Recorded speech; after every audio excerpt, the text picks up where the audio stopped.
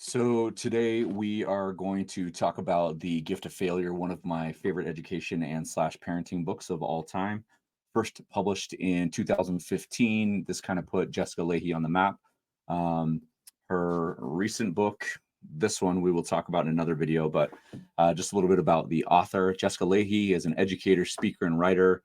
She has been English Latin writing teacher in middle school for more than a decade. She writes a bi-weekly parent-teacher conference advice column for the New York Times. She's a contributing writer for The Atlantic. She appears in multiple podcasts. You can follow her on social media. Hopefully I can link all those below and tag her and stuff like that. She has a JD from the University of North Carolina, Chapel Hill, with a concentration in juvenile and education law. So I've read this book probably 6 or 7 times now. Originally, I got it as a parent because I have 7 children and how to raise my kids. But it translated super quickly to the classroom and what this looks like for students in the classroom. And one of the things I think now as an administrator, when I work with parents and kids, and a lot of times we get asked as administrators, well, what should I do? And it's interesting because I am not a expert, right? I'm not a parenting expert. I do have 7 kids, and I've worked with thousands of kids at this point in time in my educational career, but I would not consider myself an expert. But a lot of times parents are in a situation with kids, whether it's their first time having kids in middle school, the first time going through problems with their children, they generally ask administrators or teachers, I don't know what to do. What should I do? Anyway, so it's interesting too to look at this book now, 8 years, almost 9 years after it's been published, and seeing that generation of kids come through, whether it was the lawnmower parent or the Unabomber or the stealth bomber parent. I'll explain those in a few minutes, but what that's done to our kids and different things like that. Anyway, so the setup is pretty simple. It talks about the crucial role of failure in kids' lives and how that can actually become a success instead of kind of a hindering point. It also really argues about modern parenting styles, which often revolve around shielding or clearing the way or solving problems for kids. And we've talked about, helicopter parents, stealth bomber parents. Now we've got snowplow or lawnmower parents is what we call them. Essentially, the idea is this kind of evolved, right? The helicopter parent was parents that were kind of just always hovering there and just always watching what was going on and kind of being there. And this is nothing against those parenting styles, but we're seeing now the effects of those. And so then there was what we call the stealth bomber parent. Stealth bomber parent is just kind of watching from way up high. And then if there was a problem, they would just zoom in and just kind of like drop a bomb on the situation and try and solve that situation. And now kind of the coin term, right, is snowplow or lawnmower. And that's basically where the parents clear every single obstacle out of the way for their children. And anyway, so she argues, right, in this book, if you've read it, if you haven't read it, that this will lead to shielding. I'm quoting here. So shielding from failure and disappointment actually will impede their ability to learn essential life skills. So I'm going to do this a little bit longer than normal. I'm going to go chapter by chapter, and then we'll do a 5-3-1, where we have 5 takeaways, 3 quotes, and 1 kind of overarching theme. So, and I have my notes here, so I'm trying to make sure that I have all this. And again, this is my copy, my personal copy. You can see it's kind of marked up in different spots where I have things underlined and quotes and different things that I really liked. And I want to just start off with this one. So this is what I have. So this is from page 15. It says, the self-esteem movement promised that we could feel good about ourselves and everything that we do, that kids would always like their parents, and that they would feel great about our parenting all the time. But this is not how life, let alone effective parenting, works. Children who like their parents all the time are not apt to be children who are corrected when they misbehave, called out for their mistakes, and are asked to consider the needs of other people. It does not feel good to punish or correct our children. No one wants to be the cause of tears or hurt feelings. It feels great to hand out cookies just before dinner with a conspiratorial finger over their lips, bonding us to our kids in a shared secret treat. It feels wonderful to swoop in and rescue when we take the forgotten homework to school, saving our kids from the disappointment of recess detention and then the stern glare of a teacher. The catch is, though, what feels good to us isn't always what is good for our children. We are not used to putting off what feels right and good for us in the short term in order to do what is right and good for our children in the long term. That's super important because that's really what she's talking about, right? She's talking about helping our kids create how they feel about, create a better future for themselves and how they feel about themselves through failure. Now, she talks about the stakes, right? You don't want to let them fail at everything. But anyway, so that was one that I want to start off. So chapter 1 kind of talks about this intrinsic extrinsic dichotomy. It talks about how intrinsic motivation diminishes when children are overly rewarded or praised from their achievements. And we talk about the trophy generation or the participation generation, where everybody gets a trophy and everybody gets a prize for participating, and some of the long-term damaging effects of that, right? And the value is that learning from mistakes is emphasized, but also there are losers. People lose. That's why we keep score. There are certain things that she talks about that, I think about. The big thing right now is that reflections, right? So reflections is done every year at the elementary schools, and kids are expected to participate. And I do not push it on my kids at all. I'm like, if you want to do it, you can do it. We get a letter sometimes, depending on the grade and the teacher, oh, this is required for class. I'm like, it's not required. I'm not making my kid do a project to enter the reflections fair. And again, that's me personally. And I love to help them, if they want to be creative, if they want to do something. But I've learned at this point that it's just like, if you want to do it, right? We're not going to make you do it. So she talks about number 2, chapter 2, right, is the overparenting trap, where overparenting is defined as its negative impacts on children's autonomy and competence explored. For example, parents doing their children's homework, parents doing, chores for the kids. And what's funny is that, like, I've learned this in my own experiences, that my kids and my wife and I fall into this trap too. So I'm not perfect. Again, this is the book review.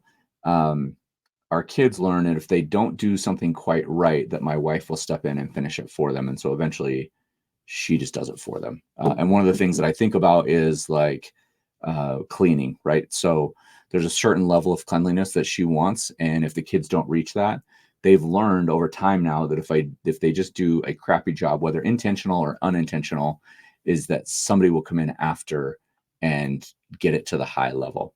And that's partly me and my wife's fault for not letting them just have a dirty bathroom or a dirty toilet or whatever. And eventually they have started to catch on as they've gotten older. It's like, no, there's a certain level of cleanliness that you need to keep within our house of 9 people to keep everybody sane, right? And once it hits that threshold where it's super dirty, then it just kind of breaks down. And that goes for like laundry, clothes, different things like that. Anyway, so there's this part of this whole thing, which I love that she talks about, and this is in chapter 3, is the learning process. Is it talks about how children learn and develop problem-solving skills, and how if we take that away as parents or teachers or adults or grandparents, if we take that away, it robs them of that lesson that they can learn from failure. It robs them of the ability to try again. It robs them of the ability to, ask for help. It robs them of a lot of abilities, but it also allows us to frame and teach them how failure is, how we cope with failure, both as adults and as kids. And so if there's an opportunity to teach your kids how to work through failure, and we say through it, right? There's the way through failure is not around it or skip it or to have somebody else do it. It's just kind of like, oh, I'm going to fail, I'm going to do it again, right? And we know this, but it's so much easier sometimes to do it with people that are our own kids. As an educator, it can help, solve those problems. But when it comes back to my own kids, it's not there. So one of the quotes that I wanted to read from chapter 3. Let's see if I have it. Sorry to do this while you guys are here. This is actually in chapter 4. I apologize. So we'll jump to chapter 4. Chapter 4 is encouragement from the sidelines, the real connection between praise and self-esteem. Talks about the ability to allow kids and students natural consequences, and this idea that there are natural consequences, and there's moments as an adult where you want to step in when those natural consequences, those natural consequences have long-term effects, right? If your child is going to be dabbling in alcohol or drugs, or if they're going to do something illegal, there are times as a parent where you have to step in. But those of you that are listening that have adult children, you know that when they get to a certain point, they are going to have to suffer their own consequences. And sometimes an adult, those consequences are pretty severe. I work with people, I've seen it in my own family, where the natural consequences are much more severe than what I could give them as a parent. Let me see. Here's what we got. When a teacher, and this is the part that I highlighted, when a teacher moves around the room praising each child, saying, "Great job, you're so smart," the students figure out pretty quickly that someone is being lied to. They know they can't all be geniuses, and they begin to doubt our honesty, or at the very best, our judgment. And so when that happens, then we as the adults get viewed by the students as untrustworthy, not telling the truth, or having poor judgment. And then that creates a trust cycle. And she goes in and talk about that. And the whole change in culture where, everybody wins a prize. Well, we're the last team in the league. How did we get a trophy? Right. So one of the things that she says, that you can go through that is, and this is jumps into chapter 5, is fostering autonomy, which are ways to encourage independence in our children. And the way that I like to describe it, and it's funny because I feel like today my kids are safer than kids have ever been on the history of Earth. But I call it the circle, right? So when I was younger, my circle was about 2.5, 3 miles. I could go about 3 miles away and my mom was fine with it, right? Whether it was to go to 7-Eleven, whether it was to go to the dirt hills to ride our bikes, or go to the football field, and all of this was in a circle. And as I got older, my circle got bigger. And what's been interesting as kids have gotten older now, and me as a parent too, is that circle has actually gotten really, really small because of cell phones and digital access and where kids are and pinging and all that stuff. Is the parents want to know exactly where their kids are at. And it's funny because I've fallen into it too, where my kid is supposed to be in school. And, I get this feeling like, oh, they have lunch today. They've missed a couple classes this week. I can pull up my phone and look and see where my kid is at, if he's at school or not. And if he's not, I'll send him a text and say, "Hey, where are you?" Which never would have happened when I was younger. But the part of that too, right, is the safety thing, where, yeah, maybe the world was more dangerous 20, 30 years ago, but parents just let us roam free, right? I'm a Gen Xer, right? So there's this weird stage where they just let us do whatever we wanted. And, unless something was broken, we didn't get hurt. But the idea of needing to know where our kids are at all times, what they're doing, who they're with, that takes away their autonomy. And so one of the ways that you can kind of teach your kids autonomy is to gradually increase responsibilities and choices for children. And so as we allow them, this is the other side of the circle, where we allow them to make bigger choices and have more freedom, and that circle gets bigger, is we give them more responsibility in those circles, whether it's a job, whether it's, taking care of things or babysitting or different things like that. So again, this is from, chapter 5. I love this quote. This is one of my favorites. If your child has failed at something because she did not work hard enough, then you need to say so. Teach your children to see the realities of her shortcomings and failures and react accordingly. And I like this because sometimes I think that we try and blame everything else for failure, when in reality, it's an opportunity to teach our kids time management, responsibility, work ethic, other things like that. Like, yeah, you're not going to be able to do this thing because you didn't do the thing that got you the thing, whatever that is, right? Whether it's, on a roll or a trip or different things like that. I love that quote. Again, I'm going to read it again. If your child has failed at something because she did not work hard enough, say so. Teach your child to see the realities of her shortcomings and failures and react accordingly. And I know you might have a he or she, and she actually uses those intertwined throughout the book, he or she, whether it's a son or daughter. Anyway, so jumping into chapter 6, right, which is the big one, the role of schools in chapter 6. So let me just get there. This is all marked up because this is the part.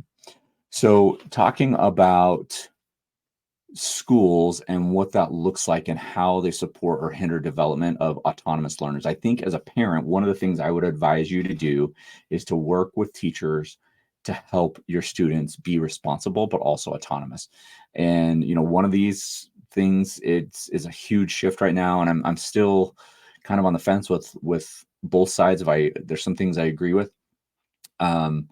But the problem with grade inflation, teaching to the test, standards reference grading, different things like that, I do see some of the points that I think are important. On other sides, I think as a parent, I'm like, oh, this is not great unless it's done correctly. And so one of the things I think as an administrator, right, is that I love is that when parents reach out to the school and say, hey, we want you on our team, and they don't necessarily say it this way, but this is what it ends up looking like. Hey, we want you on our team to help raise our child and have them do good in school. We want them to be challenged. And I think as a parent, if you're asking the school to do that, hey, we want them to be challenged, you also have to let them fail when those challenges get too hard. Otherwise, you get false data and you get false information about what your kid can or can't do. And it's really hard for an educator to challenge your kids when they're sending stuff home or they're sending work home or doing whatever, and they're not actually doing it. Somebody else is doing it for them, or they're cheating, or different things like that.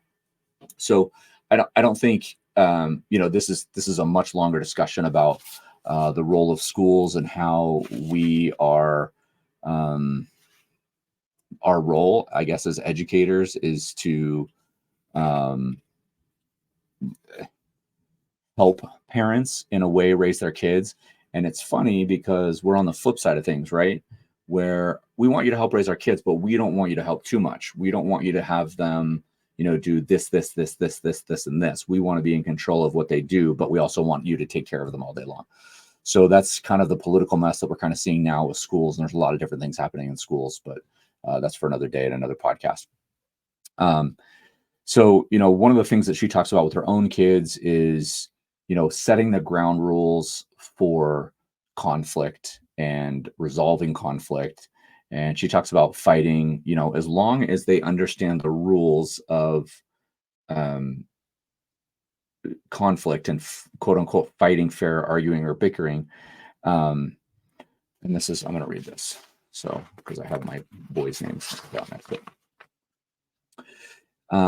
With 6 kids close in age, there's a lot of fun, a lot of love, and a lot of laughs. There's a lot of bickering and getting into each other's business. In fact, I've been known to call them the Bickersons. And this is a name change, right? Obviously. I learned early on that I have better ways to spend my time than inserting myself into a disagreement. Short of putting them in a soundproof room, instead, I've laid out the ground rules on how to fight fair early on, and as such, they seem to be able to resolve most things on their own. And the reason I bring this up is because I think it's important as a parent working with educators is that you can set some ground rules for your kids on how to communicate and solve problems with teachers. So one of those is to have your students do the communicating for themselves. If they have to retake a test or schedule something, or they forgot to bring their homework, or they, whatever it is that when your child does the communication to the teacher, it allows the teacher to communicate with the child and practice kind of being the adult with them, right? So I remember when I taught 9th grade, I would have some parents that would kind of, fight that battle for kids. And then I would have other kids that would fight their own battle. And as much as I hate to say it, when kids came in to fight their own battle, there was a level of respect that went up. We could have an open conversation that grades were connected to learning and that needed to show learning and different things like that. Whereas when a parent came in to try to solve the problem, and I'm not saying this is always the case, but sometimes it's almost like you're like, hey, let's separate this a little bit. And I realized that it was high school, and we're talking about scholarships and graduation and different things like that. And I totally am all for students, but I love it when students can advocate for themselves. And that's part of this part with the bickering, is that you can set some ground rules. And there's a couple of people that I work with is you can set ground rules and have the student, kind of use their voice, whatever. And there is a certain point, though, if the problem doesn't get solved, you need to jump in. And I'm thinking specifically of, whether it's bullying or racial things or different things like that.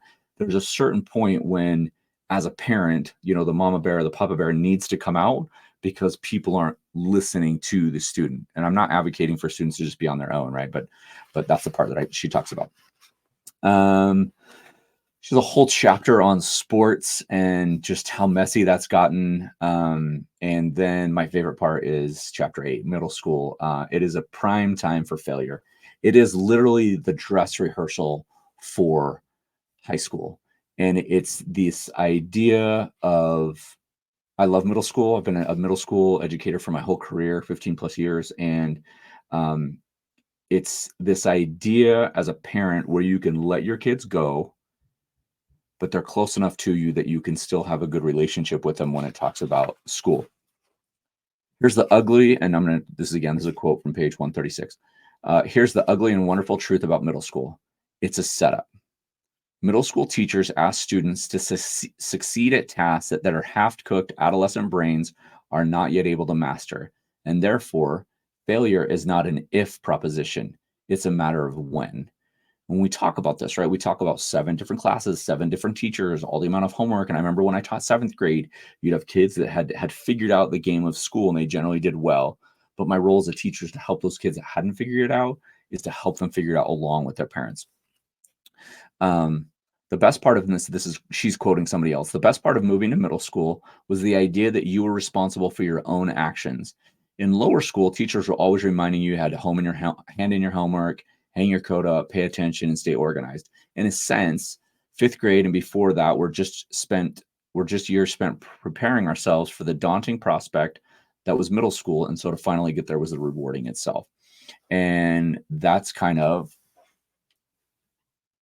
there we go. That's kind of what middle school is for high school.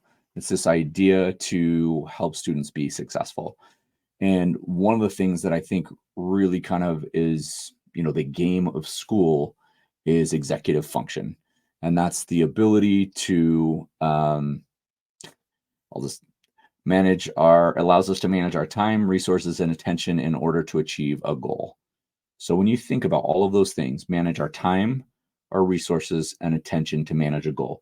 If you have a child right now that has ADD or any other 3-letter word, right? And I'm not generalizing all of those, but just the idea of executive function is the ability to manage time, resources, and attention to get something done. Most middle school brains are not developed well enough yet to make that happen. So that's why she talks about this is kind of breeding ground for failure, but also to overcome that. By the time you come out, you've learned a lot of those skills, hopefully, if you've done it right. I think it's also important to know as a parent, if you're listening to this, that you need to spend time teaching your kids executive function skills, not only for school, whether it's finances, money, emotions, relationships, all of those things kind of have an individual executive function skill built into them. And as an adult, you run into adults all the time that might have this great executive function in this realm of their life, but not so much in this other realm of their life. Anyway, so I wanted to kind of go through, talks about high school and beyond, talks about college a little bit. And chapter 10, parent-teacher partnerships, how our fear of failure undermines education. So one of the things, make sure I highlighted it.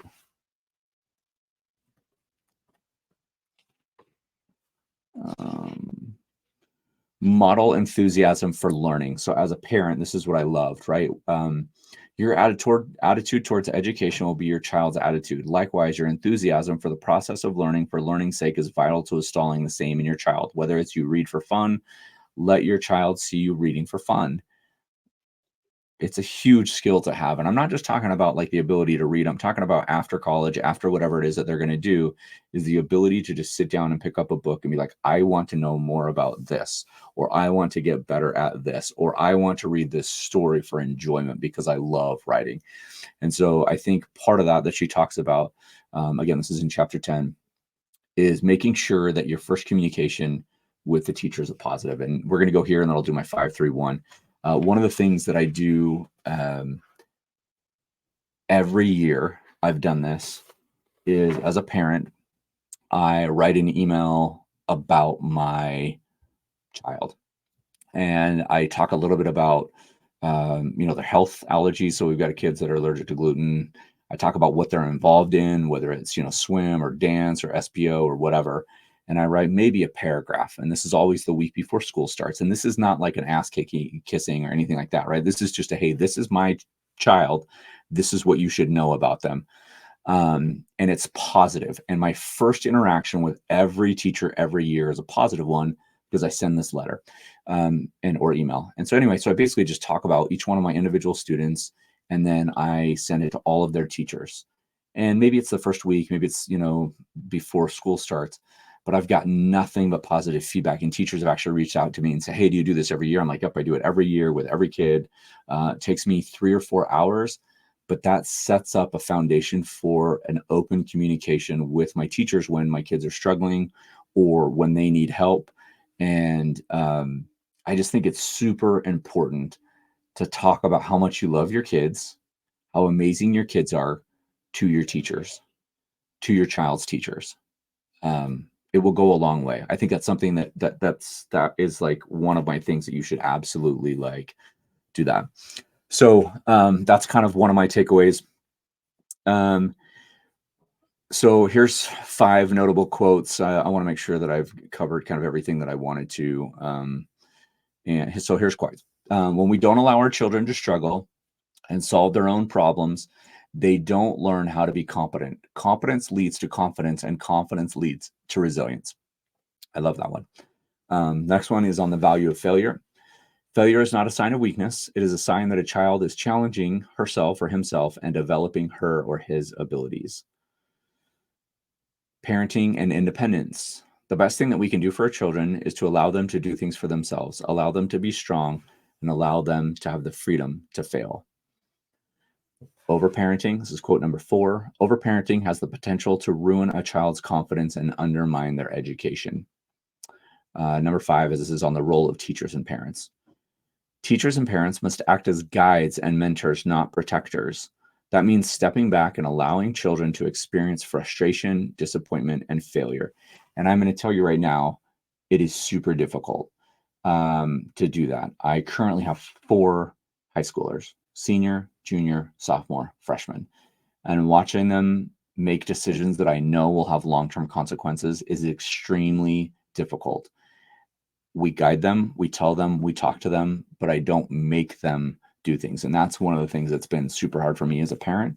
And I know it's for my wife as well. Okay. So kind of the 3 big takeaways for me are number 1, embrace failure as a learning tool. The book emphasizes the experiencing failure is a positive, and it's also essential for child's development. It argues that shielding children from mistakes and setbacks deprives them of the opportunity to develop critical problem-solving skills, resilience, and independence.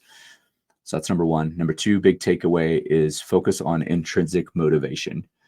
When someone is intrinsically motivated, you will get more out of them. And if you're an adult and you work with people, the people that just have that inner drive to do well and to do the right thing and to do a good job and to give a 100% will save you so much time, so much energy on the back end. And it talks about in the book, right, is that overpraising, over-rewarding actually removes that. So the third one, the big takeaway is promote autonomy and competence. This ability to choose, and whether the choice is wrong or not, right, is to take on the responsibilities and manage the consequences or the rewards for their actions, both good and bad. The book argues, again, that overparenting characterizes, by excessive control and intervention, hinders children from doing that. So I think one of my favorites, the key action that you can do right now is to allow children to experience and navigate failure. And I am talking about in all aspects of their life. I'm talking about financially. I'm talking about educationally.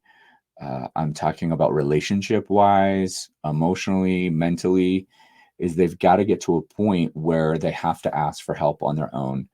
And instead of offering guidance and support while allowing them to the space, like, I guess you don't want to leave them alone and just let them, live on their own when they're 12 years old. That's not what I'm talking about. Is the idea of offering guidance and space and support And that space is allowing them to make those decisions and mistakes and figure it out on their own. And ultimately, what we will see, what you will see, is that this helps children develop resilience and problem solving skills and self confidence. And the example I think that gets quoted a ton, right, is if a student forgets their homework, nowadays they would just call their parent or text and say, "Hey, I forgot my homework. Would you bring it over?" The example that Jessica uses in the book is, well, don't bring it to them, and they'll learn their lesson to not forget their homework. And maybe they have to learn the lesson 3 or 4 times. As an adult, think about how many times you've had to learn the lesson, right? Whether it's relationships, financial, different things like that, is eventually you're going to learn a lesson 4 or 5 times before you finally figure it out. Anyway, finishing up, it's been the book summary of The Gift of Failure by Jessica Lahey. Phenomenal. She's a great follow on Twitter and Instagram and TikTok. She's got stuff that she posts regularly. She's super interactive. In fact, that's how I got this book. She sent a copy to me when I quoted her on Twitter. She reached out and sent me a copy. So super stoked to do this one. I'll probably actually do this one with Stuart. We'll have a whole episode about this one because he's kind of the vape guru as far as everybody I know is concerned. Anyway, thanks for your time.